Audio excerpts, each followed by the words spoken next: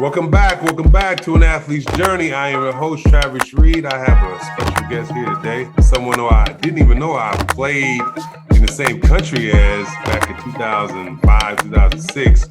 She is a boss woman, y'all. She is doing her thing. I had to talk to her secretary, to even get in contact with her. She is doing her thing. Trust me, I am out there in Memphis. But before we start, I want to say we are listening to a Travis Reed Athletes Journey on the Believe Network. We have got some new things going on. You can follow me at Travis W. Reed, R-E-E-D, on Instagram, Travis W. Reed on Facebook. Also, we are probably going to YouTube pretty soon. We're about to, start putting up links for that. So we got some new things coming, And but without further ado, go ahead and introduce yourself to the audience, please. I am Tywanna Smith. I am president of the Athletes Nexus, which is a sports marketing and business management firm for professional athletes. My team and I also coordinate educational workshops and curriculums to help athletes prepare for their lives outside of sports. I am a mother of two amazing children. I country and just wear a lot of hats, but I'm very passionate about everything that goes on off the field and off the court for athletes. No, and she's like doing her thing. If you follow her on her Instagram page, which I'll let her shout out at the end of the show, she is doing big things, y'all. Trust me. And like I said, I saw it. I was like, wow, I got to get her on the show. I got to get on the show. And the funny thing about that, it's like such a small world when the fact that like we actually played in the same country, seen each other, didn't even know it like 15 years ago. Didn't even know. She played on the team with my ex college and friend Jinga. Jinga, you better come on the show soon. Yes. So don't be talking about I'm scared. But anyway, well, let's just get into it. How did your basketball journey start? Yeah, I started in the sport because I have an older cousin who played basketball. He was drafted into the NBA. His name is Marcus Brown. He went to Murray State. Actually returned as a part of the coaching staff, and they are just balling out right now, ranked in the country. But I looked up to him, and so I wanted to play because of him. He worked with me, he taught me what he knew, and so that's what started my journey and my love for the game. My family has always been very engaged at the game. So that's cool. Were you interested in playing any other sports besides basketball? No, coaches tried to recruit me to play sports because I and the coordination wasn't there. Surprisingly, I tried softball, I tried volleyball, and no, basketball was one that stuck. I did run track and a little cross country, but as far as the skill sports, it was just basketball. No, I understand that. The funny thing about athletes, if you notice about basketball players, they always kind of run track or cross country because it's like more of a in shape kind of thing, Yeah, and I actually enjoyed it. I ran the distance events, but yeah, it was cool. Yeah, it makes sense. The fact that you did cross country and distance, yeah, it kind of goes together. So did you play AAU basketball growing up? I did play AAU basketball. Of course, that is such a big deal to gain additional exposure. I played for a couple of teams here in West Memphis, Arkansas is where I'm from. And so I played for teams throughout Arkansas. We would make it till the finals. A lot of those players went on to become Arkansas Razorbacks and go on to, Division I schools. But I played every year except my junior season. I tore my ACL then, which we will probably talk a little bit more about throughout the interview. So I missed that year and I just returned my senior year, to finish strong. Okay. Well, leading into that, pretty much, you were one of the top players coming into high school. What made you choose the high school that you chose? It was the only one in the area. I'm from a very small town. Memphis, people typically think that it's Memphis, Tennessee, but it's actually in Arkansas. And so we have a population, I think at that time it was around 40,000. So it's not a big town at all, but it was the only high school in this area. Oh, high school there. Well, I mean, that makes sense. What would you say is we all know about you tearing the ACL, but what was your most memorable moment in high school? My most memorable moment, I would say probably as a sophomore. Okay. Amongst the upperclassmen, and just, really starting, I guess, my career as a leader, captain of the team and that sort of thing. So I would probably say, leading things as a sophomore. Okay. So you tear your ACL as a junior. Obviously, that's a big year, big blow. Your senior year, right? Do you say like, F it, I'm gonna just, kill this year so I can get scholarship? Were you recruited heavily coming out of high school? Yeah, as a sophomore, I put it down, okay? So I was one of the top players in the state of Arkansas. And so I was recruited by all of the SEC schools. There were others, but in that time, Tennessee was the place to go, and the SEC, was the toughest conference for women, which I still think it is today. But so I was highly recruited as a sophomore, and then coming into my junior season, tearing my ACL, some of the schools backed off. Those that stuck with me, primarily Ole Miss. It was close to home. My family was very big at the games after traveling. And so I rewarded them for their loyalty because I signed early. So like I signed before I ever played a game as a senior to get some of the pressure off of me, and to be able to enjoy my senior season. So, well, I mean, I can understand that. I guess for me, because I was a late passer of the SAT. So I didn't pass the SAT till my senior year. So yeah, I couldn't sign anywhere. Now, I was recruited, heavily by a lot of schools. I was like a top, 40 player in the country or whatever. But, California was ridiculous. 97 was ridiculous because, it was Baron Davis, Shea Cotton, Jason Jaron Collins. Yeah, Jeff Japan. It was just so many players. And we all everybody wanted to go to UCLA, but everybody couldn't go to UCLA. So we had to spread out. Right. Yeah. So I didn't sign till probably right after the season. But I knew where I was going. Like I had committed to Arizona, and then, Steve Lavin came and was like, "Oh, we want you at UCLA." And I was like, UCLA was my dream school. So once they said we want you, I was like, I'm coming. Right. Yeah. And so like, I was gonna say it was easier for me to sign early because I qualified as a sophomore. And like when I talk to young student athletes, my first time taking the ACT, I made a 25. But the nerd that I am, okay, you'll learn more about that. I kept taking it, right? So I kept taking it. I took it maybe 3 more times. I ended up making a 31. I was like, that was good enough. So I could sign early because I was already qualified and, had my. And people, the ACT, that's what a grade score is, is a 31. SAT is obviously 1600s. Right. Most people from California take those, and then people on the Midwest to East Coast take the ACT. Yeah. Correct. Yeah. So, I mean, all the pressure is off. You just out the ball senior year. You go to Memphis, which is obviously a huge school. And SEC is a great powerhouse, conference, in all sports, football, basketball, As a freshman coming in, how was your first year? What do you remember about your first year in college?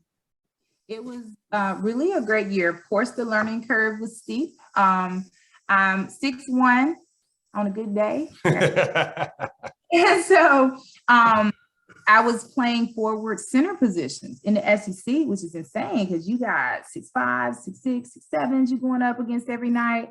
I earned my way into a starting position at the start of conference play and finished the year as a starter. And I won, some different awards, around my team just as a newcomer.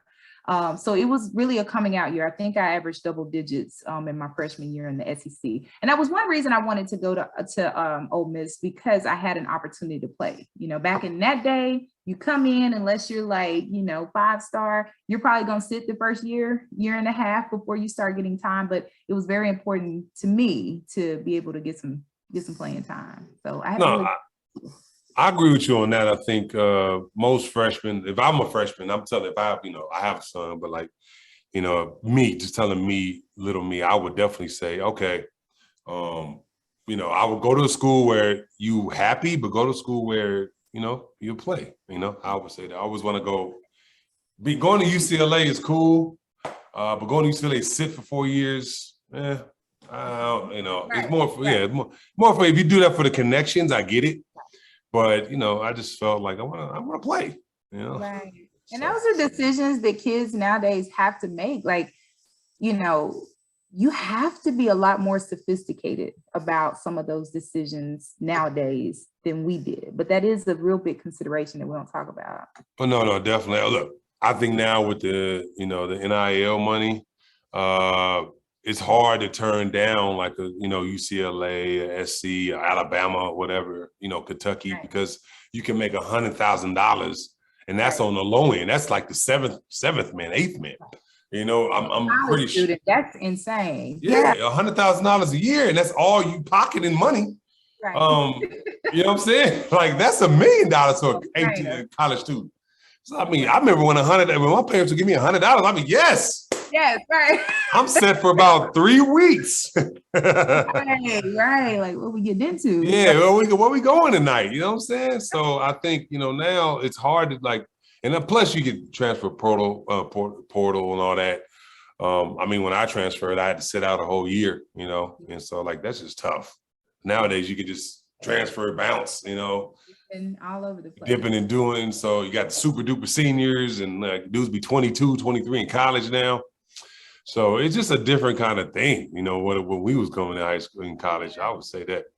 So you're at Ole Miss, you actually do really good starting. What was the hardest thing from college from high school to college from high school?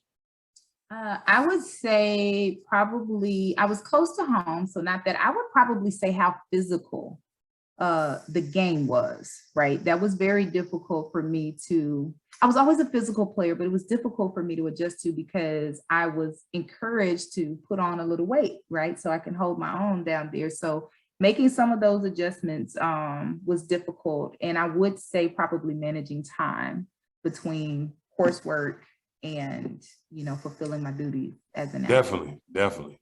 I know in college you basically become like like a job in a way. It becomes a job because you get that. Yeah. Like your job is to go to school, but your job is to play sports. So like definitely it was UCLA was like a 7-7 or 7-9 every day. So all right. So you're killing your freshman year, right? What would you say your greatest triumph was in college and your greatest failure? Greatest triumph throughout my college career. I would say making the NCAA tournament in my senior season. So I probably should start with my greatest failure. My greatest failure, I feel, was just being injury prone. I got a few misdiagnoses as it pertained to my knee. As I mentioned, I had torn my ACL in high school, and I began to suffer from some overuse, recurring injuries related. Of course. Right, which was insane, and it really plagued my sophomore and junior seasons.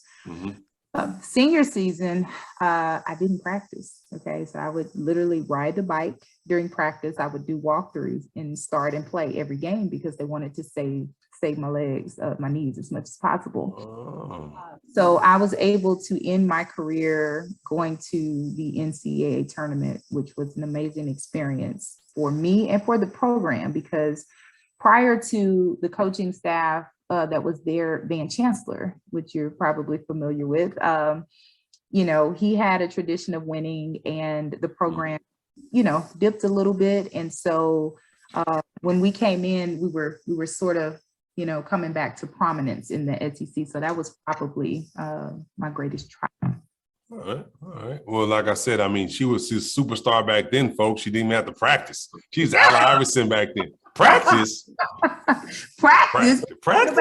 You talking about practice? She was Allen Iverson back in college. Right. No, just resting these old knees. That's it. All right. What was the biggest lesson you learned in college? Biggest lesson I learned was to have an exit plan, right? Because I experienced injury early in my career, it made that prospect of not always having sports a lot more real, right? Talk about it, you hear about it, but so I always over excelled in the classroom. I performed an internship in the sports marketing department there. So I was already thinking work experience. So that probably showed me more than anything as I continued to deal with injuries. Hey, young lady, you need to have your business in order, all right? Because we don't know how long this thing's gonna last. Figure this thing out. I got you. Which makes a lot of sense. I think, that would be the biggest lesson I would have taught myself go if I want to go back to college. Yeah. And like, look, this ain't promised. You're only gonna have a short period of time. You're only gonna make a certain amount of money. So like, I would have been like, if like I connected with people in college, but if I would have known what I know now, I'd have been connecting with everybody. Well, you're hot, right? You're hot. You're at the top of your game, and everybody. It's different because as a player, you draw people to you, right? You don't have to work so hard to go out to them. And then when you get to the other side, it's up to you, right? It's up to you. And so, yeah, when you hide and they coming to you, you would definitely, take more advantage. No, definitely. Like I said, for me, that was probably, if you want to say anything, I focused so much on ball. I was so focused on ball and graduating. I didn't do the connection kind of stuff. You know what I'm saying? So, all right. So you do your 4 years. You're Allen Iverson. You don't practice. You only play games. After your 4th year, you go to the tournament. You graduate. And what was your major in? I majored in marketing and business administration. Booyah, folks. And look at her, one of the few graduate degrees. Actually, she went into the field. Right. Yeah. And again, that was just kind of always thinking ahead, right? Because looking at what's hot, okay, what they transfer to, and that interests me. So. No, I got you. After your career, do you go to any NBA camps or not NBA camp, WNBA camps, anything like that? No, I don't, because I got bum knees, right? So I don't go to any of the camps or anything like that. What I actually did was stuck around. At that point, Ole Miss was starting an accelerated MBA program, the Master of Business Administration. Okay. So I ended up earning a scholarship, a postgraduate scholarship, to have my graduate degree paid for. So I actually stuck around and went straight through into the master's program. And at the same time, my coaching staff at the end of the season got my knees cleaned up for me. So I endoscopic surgery and pursued my master's degree before I graduated with honors to go overseas to play. I had to put that in there. Well, now I could respect that. With honors, folks, with honors, So you actually got to do your internship, also get your degree and still go overseas. So you was already kind of ahead of the curve, transitioning in it right ahead of the game before you even went out there. What made you? Okay. I had an older cousin, right? And this is something I didn't mention earlier. He had already just kilted at Murray State, was drafted, played in the NBA a couple of years, and had gone overseas. Actually, when I tore my ACL in high school, it was literally 1 year after he tore his ACL. So he literally has been my model and my guide throughout this entire thing. And I also have mentorship and guidance, like, hey, you need to do this, you need to be thinking about this and that sort of thing, to help me figure out, what I needed to do to navigate this process. So yeah, I was on my stuff. My parents were on me heavy, but I also had someone who was actually going through what I wanted to do at the next level, guiding. Which makes sense. Like, I think that the best experience is learning from, in a bad way, learning from people's mistakes. Yeah. And so like you get this, you actually had a cousin who you looked up to, you saw everything he was going through. So like, you're like, I ain't gonna be like that. I ain't gonna do that. So yeah, that actually makes a lot of sense. So you're getting a chance to go overseas. And how did you even get to Holland? My cousin. All right. So he comes home that summer. Now he's overseas at this point, killing it. He's winning championships. He's winning MVP. Every country he went to. When he retired, he was actually the highest paid American to play overseas. And I think this was like 2012, maybe. He also retired as like 3rd all-time scoring in EuroLeague, is a big deal. Yep. So he invited me for a summer to, Mhm. he has his trainer in, he has his nutritionist in that's completing, making all our meals. I'm stretching, I'm rehabbing my knee. It's literally, people talk about Kobe, right? And his work ethic. I didn't get a chance to see Kobe go through this, but I saw my cousin go through this every day. I mean, we're up 5 a.m. to 7 a.m. We've got our morning workout, come home, eat, sleep. 11 to 2, you got another workout, eat, sleep. 5 to 7 in the evening, you got to work out. And it was so insane to see the amount of effort he put into taking care of his body and preparing for his craft. And he brought me along with that.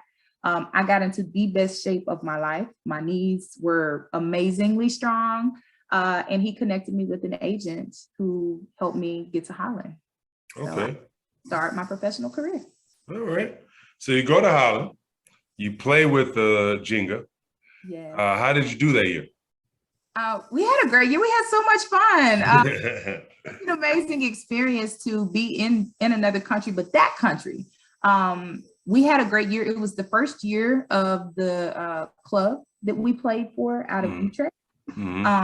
Amazona Lease 3M or something like that. I could be saying it wrong. Trust me, yeah, I get it, but I know I know what Utrecht is. I know exactly what it is. So yeah.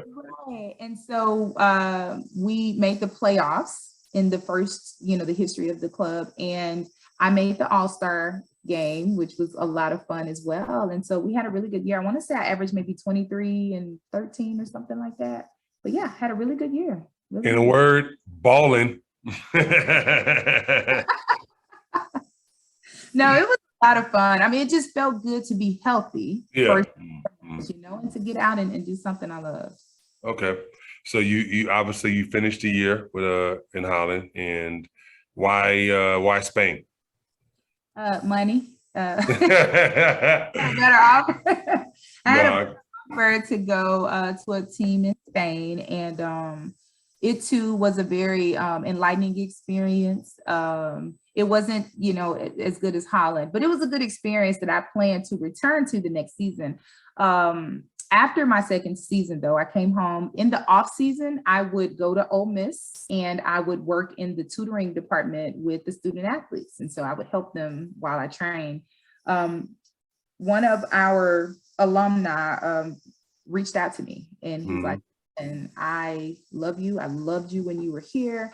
I think you would be an amazing addition. Have you ever thought about going into financial advising? And he worked with Merrill Lynch. I knew I wanted to be in business. He invites me in to take some sort of mathematical test just to see if it would be a fit. I aced the test, make a 100. He's like, wow, let me call my hiring guy. Hiring guy gets on the phone. He's like, can I see you tomorrow? Yeah, go interview me a job on the spot. And so I hung my Nikes up. Like that was it. Easy. Like, that's my dream job, to be a financial advisor. So yeah, I have not, looked back, and I don't regret that decision at all. Which is a good thing. I think that when you already have your next dream job already available to go, that's always a blessing. Like it's easy, kind of like, oh, well, I would probably make more money in the long run doing this, and I'll be able to do this until whenever, where I have a short time frame of that. So that actually makes sense. I think that it's a good thing. Well, let's go back to your 2 years overseas. Based on like your experience, what would be your best advice for the next you, going into that? I would say enjoy the moment. One thing that I appreciated so much about my time in Europe was their perspective of time, right? So, here in America, we are just, time is money. Like I'm busy, okay? We're busy, we rush in, we got this going, that, and sometimes we don't take the time to just smell the roses. And so I had a host family that would invite me over for dinner with their family. And I mean, it was just so beautiful to see everybody sitting down, no devices, okay? Sitting down, having dinner and like having a conversation, and nobody's in a hurry to get up and leave. And it was just so beautiful. Of course, I got my wooden shoes and I really experienced the culture. So that's the advice that I would give to someone. Soak it up, like really, really immerse yourself in another because it will shift your perspective about some of the things you hold dear, on this side. So yeah, enjoy the moment. No, definitely. Look, I had a host family my first year that we would go to and like eat, me, Billy, Yeah. the Americans. So we would go all the time and eat over there, like once a week. And they would do like a 4-course meal. The best thing about Holland was some of the weird foods I actually started to like. Like I actually kind of like I actually started to like mayonnaise on fries. Hey, it's actually not bad. I was like, yeah, okay. Good. Yeah. It was really good. There was one thing that I even started liking, but most people didn't, all my boys didn't like it. I love applesauce, right? And so they used to serve the hot applesauce, during dinner. But then I was like, I started getting the cold applesauce, and I would have pretzels, and I would dip the pretzels in the applesauce. And it was like, dude, that's disgusting. Yeah, pretzels and applesauce. Yeah. Oh my God. So we sleeping on it. Might have to try it. Pretzels and applesauce. Okay. Pretzels and like this pretzel sticks, not the pretzel, but like pretzel sticks and applesauce. So that was kind of like my European. And and they didn't have like Starburst and stuff like that. So Twix, they had Twix, and that was my favorite candy in Europe. Listen, I had like tear it up. I had a big old thing in my room, Twix. Right. Oh my God. Yeah. So you hang it up, right? And you go immediately to like your future job. Yeah. Did you have any regrets? Like, okay, like, dang, I wish I could still be playing. Did you hear like, oh, talking to anybody else? Like, man, I could be playing or anything like that? No? Nope, not at all. He said no, I couldn't even finish the question, folks. She was like, no. No. One thing that helped me with that though was my decision to focus on athletes, right? So as a financial planner, we all know that the whole financial conversation is an important one. Mm-hmm. And so it helped me stay connected to the game. And as a former player, I understood, right? Mm-hmm. I understand the pressure, like I understand the things that you're going through. Let me help you through them in a structured way with this knowledge that I now have. So no, I never thought about going back. No, ever. All right, well, let she finished her athletic career. Let's talk about what you're doing now, right? And the fact that you're really successful at what you're doing.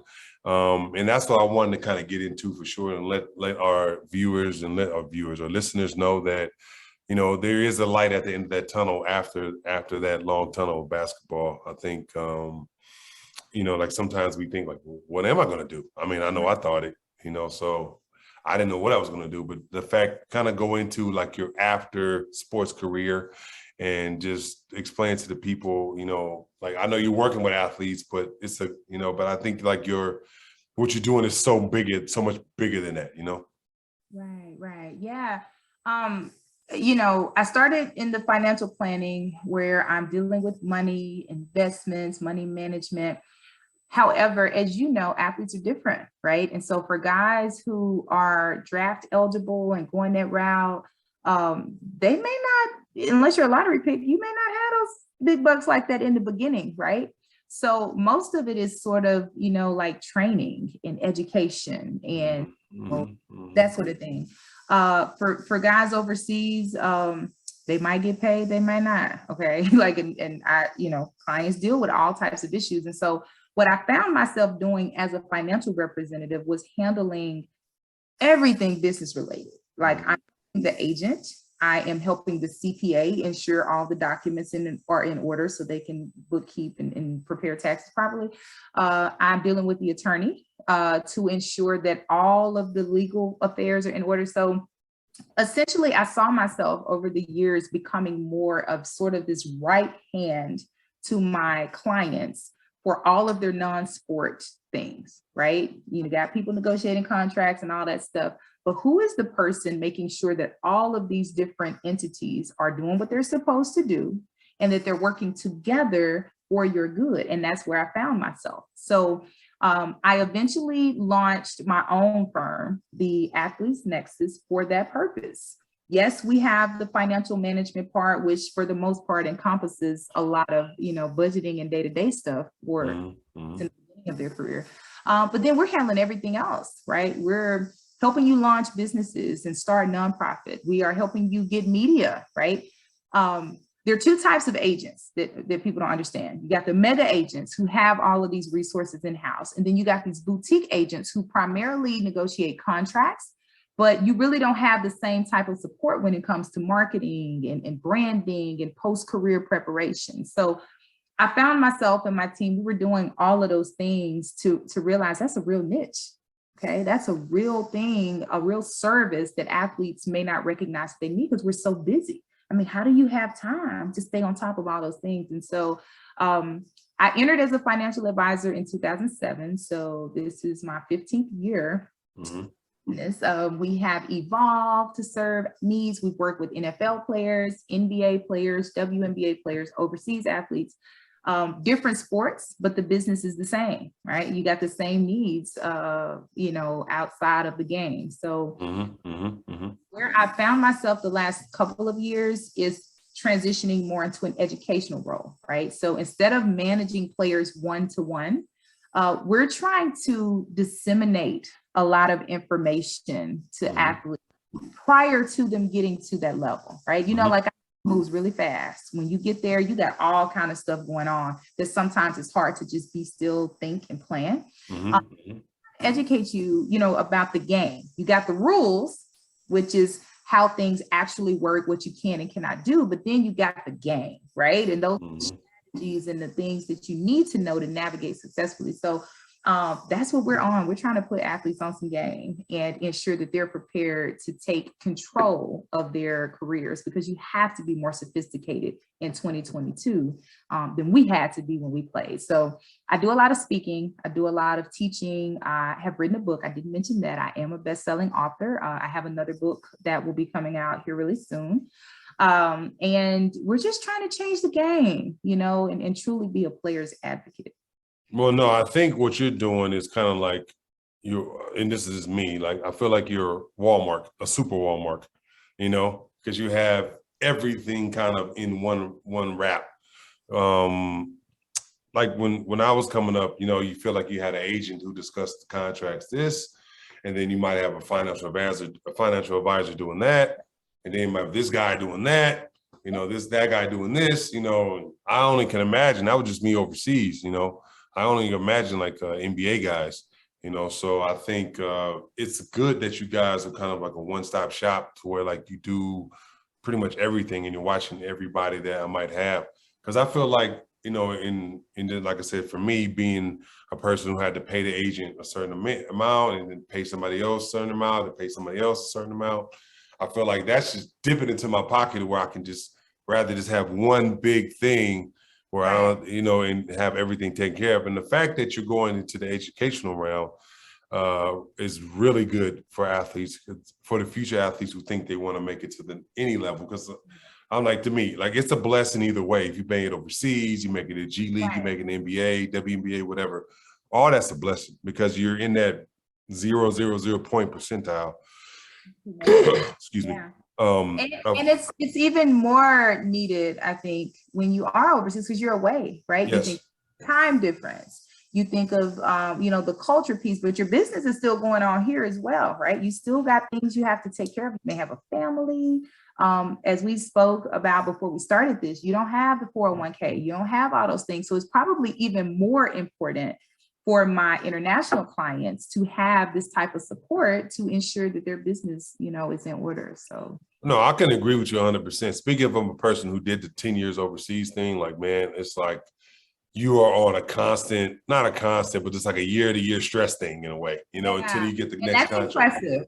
That's impressive, by the way, to be able to last that long and just kind of, walk on your own terms. Because players today are trying to get to that.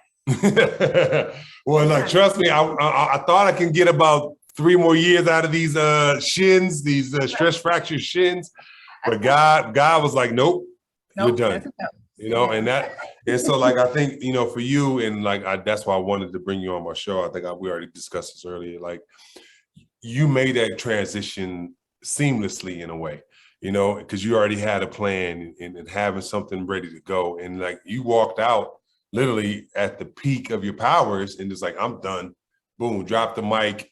I'm already on to my next thing, peace, deuces, right? Where a lot of us, we just hanging on and hanging on. Like I ain't letting go of the rope.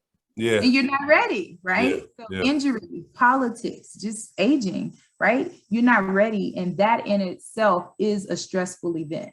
Okay. And we may get into that a little bit as well, as far as some of those motivations, some of the things around the game that athletes experience, but you have to start early. I had a cousin not just answering questions for me, right? Like, I'm a huge fan of mentorship. And just like we talked about, athletes need to have another athlete. Okay. You can have all these other business mentors and all that, but you need another athlete that can really talk to you, right, about some things you're going to experience that you don't even know to ask about, right? Like, you don't even know the questions. You don't even know, what to expect. And so my cousin was that for me. He was telling me, look, you're going to be feeling this way. No, I'm not going to. Yeah, you're going to be feeling it. I'm telling you, you're going to be this way. All right.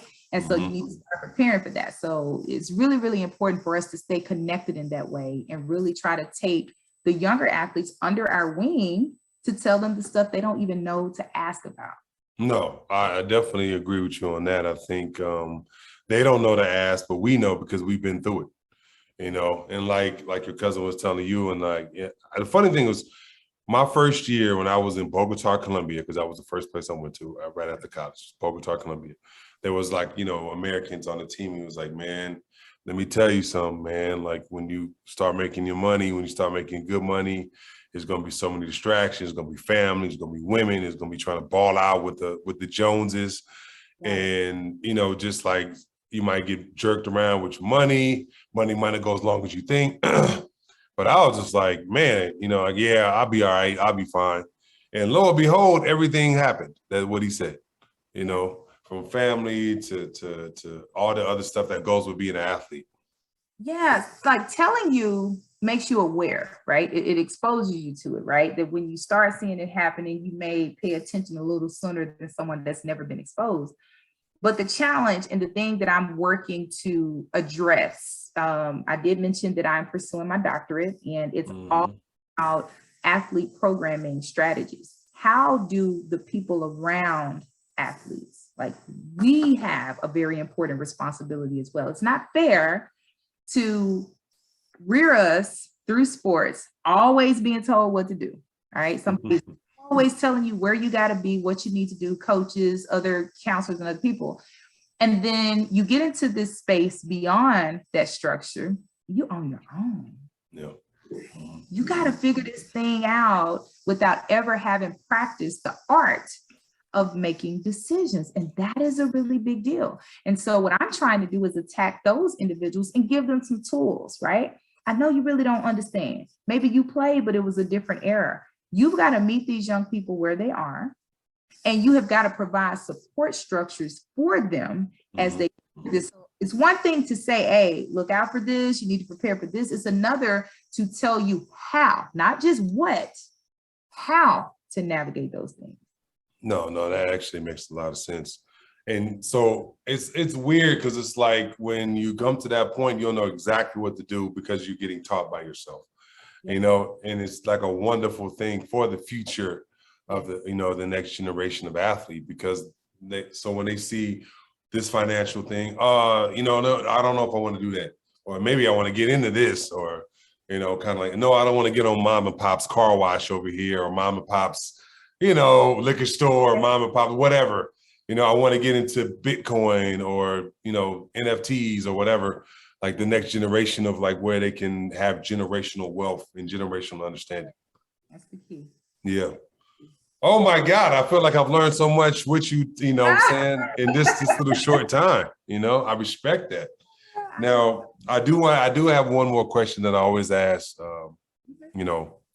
people I interview. At one point in your time in your career or your journey of sports and life, we all go through low points, right? And I want to know is, when to get you out of that low point or get you out of that situation where you felt like maybe there's not hope, right? What did you do, or did you have somebody kind of guide you, or was it a mix of both? Yeah, two things. One, prayer. I am a believer. I am a God-fearing woman.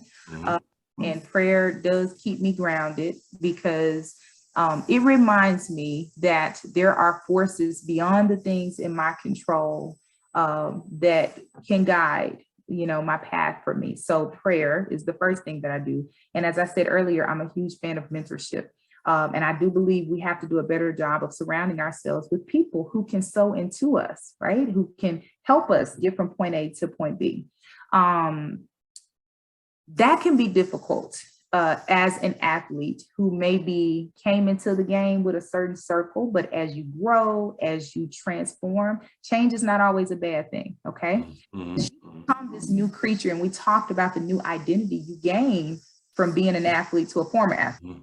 Person. You got to figure that out, okay? You've got to have people, the right people around you, pulling you, right, to this next level of success. And so I make it a point to surround myself with good folks, good positive people, people who are doing great things themselves, who have something to offer. It doesn't mean I'm selling out. Okay. People that you outgrow, right? Yeah. It just means that you are surrounding yourself with the right team, right? We play a team sport, so we understand how important that is in the roles that everyone plays. So I would say prayer and surrounding yourself with good people and having good mentors is what I do to pull myself. No, that's a wonderful answer, and I think I agree with you 100%. The funny thing is somebody said something like Snoop Dogg said in an interview like this, that like you start with your homies and then there's, like y'all start low together, then there's the gap.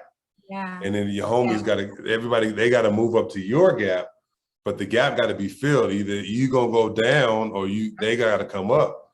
That's true. That's true. The challenge to do that without the guilt, right? Yeah. And I think that's why your program is so essential to what you do, because it's like teaching people to kind of learn how to, it's not like you're leaving your friends behind. It's not none of that stuff. It's going to the next phase of your life, and like, I always feel like this, when it comes to trying to move up, you need the right people pushing you to move up. It's like a parent that's pushing you to get better, you need the right parent to, like, a mix of good and bad, a mix of praise and criticism to get you to be better. Keeps you grounded. Yeah, for sure. Keep you grounded as you ascend. So absolutely. Yeah. No, gosh, thank you so much for coming on the show. I appreciate you so much. I really enjoy your journey. I really enjoy everything after you finish your athletic journey, because it's been so successful. Thank you. And we just, praying wherever we're led to touch lives, and as long as we're helping athletes, become successful, doing our job. No, definitely. Well, I gotta definitely bring you back on. Maybe during the NCAA tournament when it starts, for the women's side. I need somebody to talk about the women's side. Yeah, because listen, women's sports is hot. So if you're not watching women's sports, all right, you can turn your television on and show us some love, because it's hot. Yes. Oh no, don't get me wrong. Like, there's some women hoopers that can hoop. So like, I will never say women can't hoop. I've seen it. I've seen girls go to work on dudes who could play a little bit, you know what I'm saying? Yeah. But not on me, but yeah. Not you, but not on me. But some of my smaller friends. Right. All right. Well, let everybody know where they can follow you, find whether, see whether your teaching is. Let everybody know where they can see. Yes, you can connect with me on Instagram. It's Tywanna D. Smith. I'm gonna spell it because my mom got really creative with the spelling of my name, but it's TYWANNAD as in dog, SMITH. I'm also on Facebook, Tywanna D. Smith, and you can visit my website for more information, tywannasmith.com. Yes, folks, and if you're following me, she's one of my friends on there. So like, you just put in, Tywanna or whatever, and then she'll pop up and you can start following her too. Well, Tywanna, we appreciate you coming on. Thank you once again. Like I said, I enjoyed it. And we will definitely get you back on here again next time. Thank you for, like I said, if you listened this far to the Athlete's Journey, please like, share, subscribe. we got, like I said, some new things coming. You know, we're going to be going to YouTube pretty soon. I also have something that I have to promote, is that I have a book club. And I started reading books recently, like when I'm in my 40s. You know, I didn't read since college, and then I Today started. is National Read Across America Day. So how fitting is that we're having Right, exactly. You know, and that's real. Like for me, I enjoyed it last year alone. My goal was to read 5 books. I've read 14 last year, and this year my goal is to read 20 books. And I just finished my third, so I'm on my fourth. Yeah. Nice. Yeah, Nice. so all the audio books and you know, hardback, you know, so Yeah. yeah, That's but nice. follow me on LinkedIn. It's Travis Reed on LinkedIn. You definitely, like I said, get to the book club. I posted it on my page. If you look at my, you know, like my pictures, I have it on there. Okay.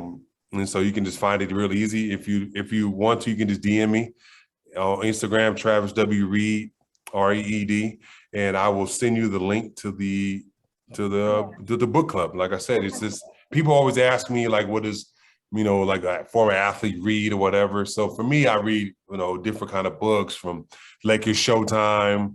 They're I doing saw this. one of the books you posted, right?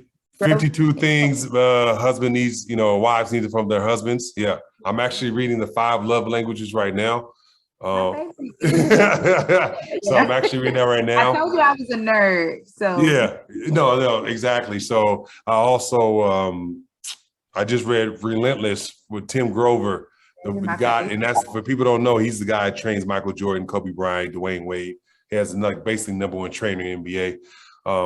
I've read Brainwashed. I've read a bunch of stuff. So yeah, like I said, the book club is going to start basically at the end of this month, or this is March. So whenever this shows, and hopefully the book club will be, you know, up and going. It's already up and going now. You can follow it, and then I'll have reviews of it and things like that. So, like I said, I'm rambling on about stuff, but thank you very much. I'll post all my social media. Follow me. Like I said, Travis W. Reed, Instagram, Travis W. Reed, Facebook.